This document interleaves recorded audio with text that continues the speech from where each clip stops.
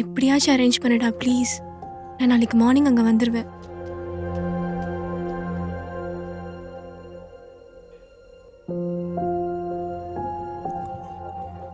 அர்ஜுன், ம்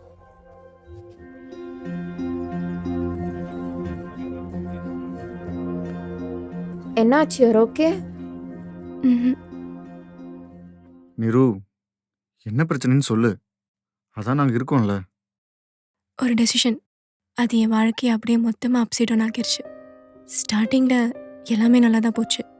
அன்டில் வீட்டில் சொன்னேன், நீ பொண்ணுமா, இதெல்லாம் அட்ஜஸ்ட் பண்ணி தான் போகணுன்னு சொன்னாங்க.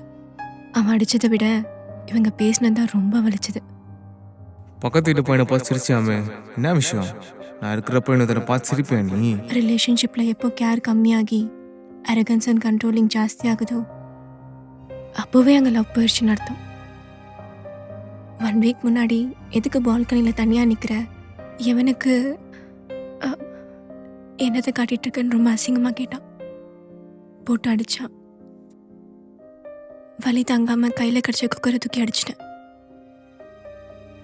போலீஸில் கம்ப்ளைண்ட் பண்ணி அரெஸ்ட்டும் பண்ணிட்டாங்க. விஷயம் தெரிஞ்ச அப்பா அம்மா எனக்கு கால் பண்ணி, நீ என் பொண்ணே இல்லை, கண்டிப்பாக தயவு செஞ்சு வீட்டு பக்கமே வந்துடாதன்னு சொல்லி கால் கட் பண்ணிட்டாங்க. அப்போ தான் உனக்கு கால் பண்ணேன்.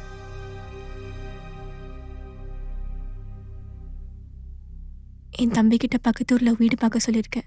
மோஸ்ட்டாக நைட்டுக்குள்ளே கிடச்சிரும்.